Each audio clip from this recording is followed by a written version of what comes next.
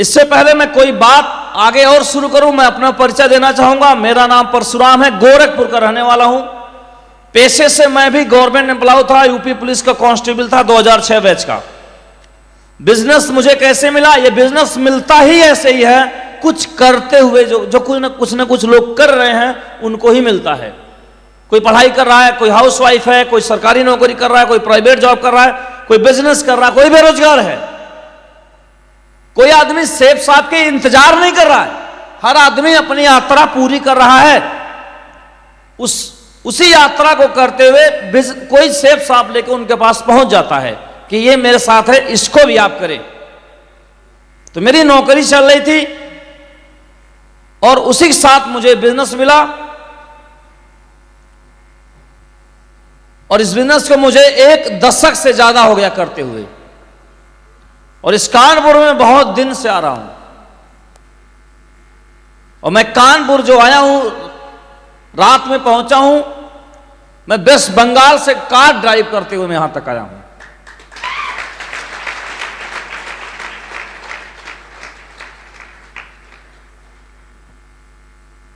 ये बिजनेस क्या है, कैसे काम करता है, हमें कैसे कैसे सफल हो सकते हैं, अभी हम कुछ आसान शब्दों में इसे जानने का प्रयास करेंगे।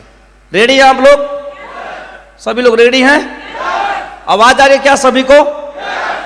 तो इसको भी समझेंगे। अभी आप आवागमन कर रहे थे, अब बिल्कुल न करें। अब जिसलिए आज आपने कीमती समय आपने निकाला है, आज अभी उस समय को उपयोग करते हैं और जानते हैं कि ये क्या है।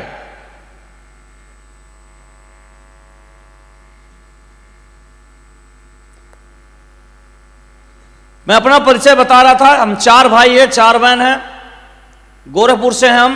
पिताजी हमारे एक्सपायर हो चुके हैं, बाबा जी अभी हाल ही में एक्सपायर हुए हैं। तो पापा भी नहीं है, बाबा भी नहीं है। 4 भाइयों में सबसे बड़ा मैं हूं और 4 बहनों में भी सबसे बड़ा मैं हूं। मेरी मम्मी है, और गांव के हम सबसे गरीब परिवार से बिलोंग करते हैं, मजदूर गरीब परिवार से। एक तो किसान होता है और एक मजदूर किसान होता है, दोनों में बहुत फर्क होता है।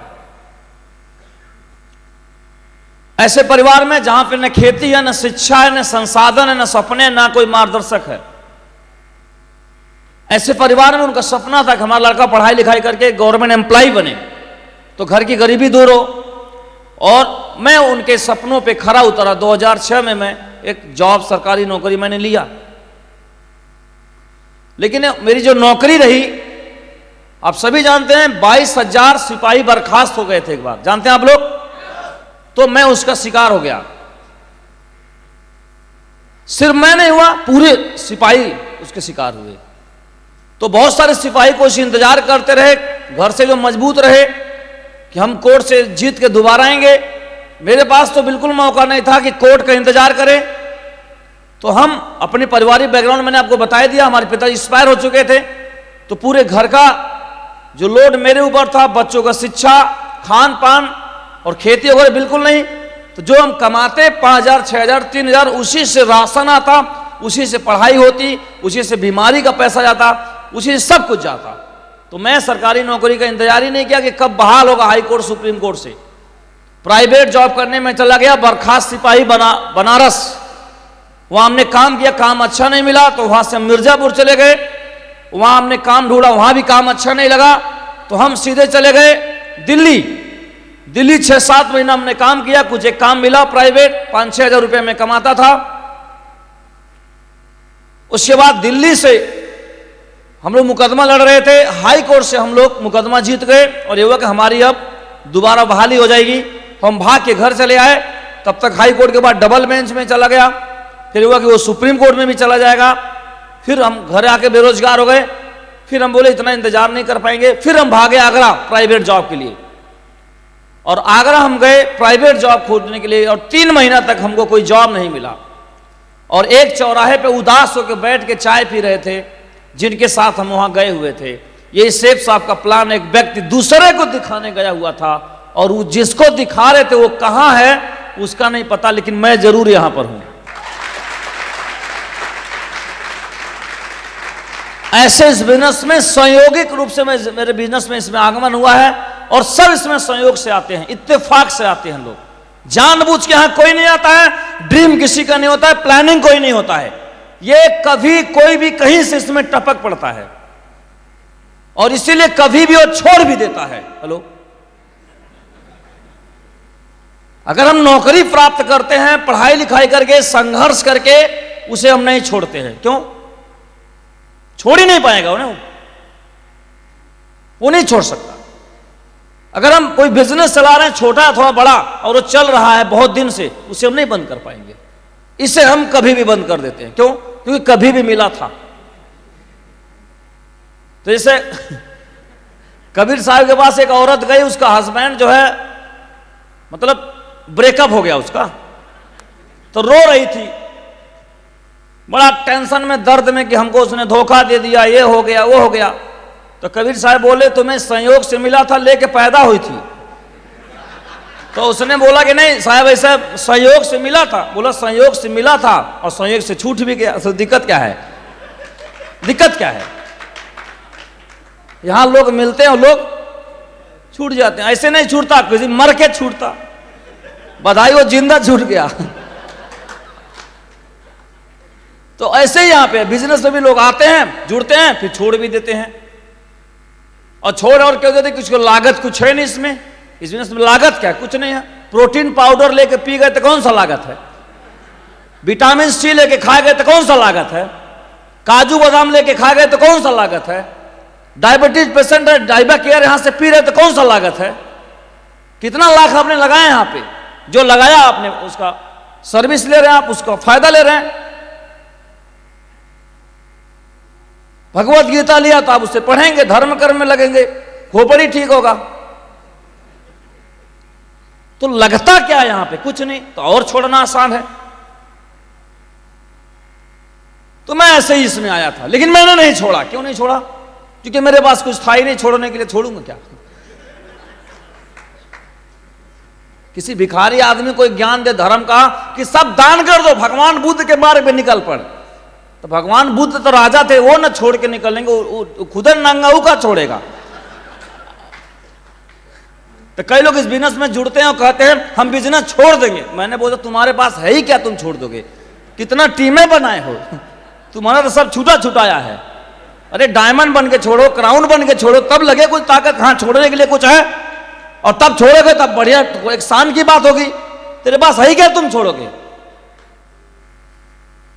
तो मेरे पास कुछ था ही नहीं, लगा रहा। लेकिन वही है कि जब बिजनेस चला तो फिर नौकरी भी आ गया सुप्रीम कोर्ट से, तो नौकरी भी ज्वाइन के लिए गोंडा में। अब हम नौकरी में चले गए तो नौकरी भी कर रहे हैं और बिजनेस भी कर रहे हैं। और नौकरी करते हमारे बगल में चरपाई लगा सोए थे, ब्रिजभूषण आता जमकर, ये क्या कर रहे हैं वहां पे? तो हमारे विभाग में लोग दरोगा और इंस्पेक्टर की तैयारी करते, तो मेरा भी लक्ष्य था मैं सब इंस्पेक्टर बनूंगा। तो फिर सेफ साहब में आ गया तो फिर ये लगा पढ़ने, वो दरोगा भूल गया मैं, क्योंकि डी से दरोगा, डी से डायमंड। तो हमने कहा मैं तो यही बनूंगा।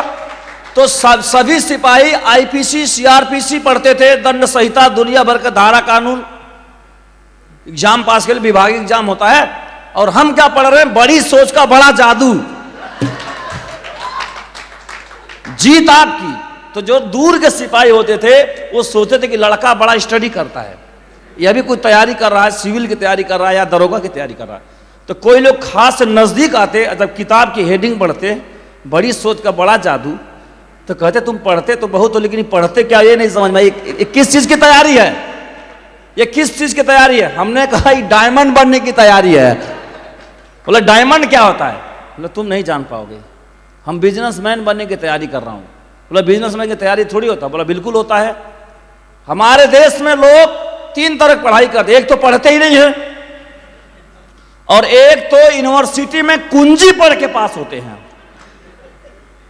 हेलो, और एक बार पास हो गए तो जिंदगी में किताब नहीं पढ़ते हैं, कहते मैं वेल क्वालिफाइड हूं। और एक वर्ग है जो यूनिवर्सिटी में भी पढ़ते हैं ढंग से, और यूनिवर्सिटी पास होने के बाद भी ढंग से पढ़ते हैं, वही आज किसी मुकाम पे हैं। तीसरा वाला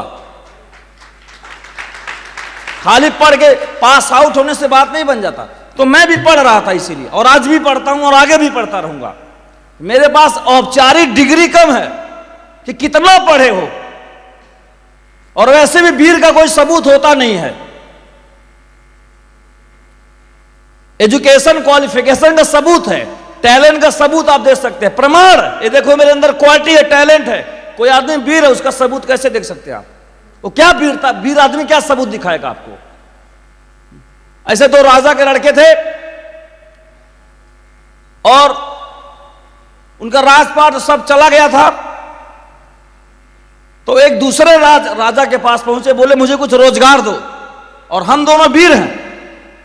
तो राजा बोला कौन सा रोजगार दो? बोला हम दोनों वीर हैं, तुम्हारे युद्ध लड़ेंगे। तो राजा बोला इसका प्रमाण क्या, तुम वीर हो? उन दोनों ने एक दूसरे को तलवार मार दिया, इसने उसको मारा, उसने इसको, दोनों मर गए। राजा डर गया, अरे हम तो छोटी सी बात पूछे थे। वजीर से पूछा ये क्या हो गया? बोला ठीक है तो हुआ, कहीं वीर से प्रमाण मांगा जाता है? प्रमाण तो कौन देता है? अब आप जाने कौन शब्द लगाना है। तो अपने पास कुछ नहीं था, पढ़ते लिखते रहे। तो हमने वहां पे शुरू किया, वहां हमने ट्रेनिंग अटेंड किया गोरखपुर में, सॉरी आगरा में।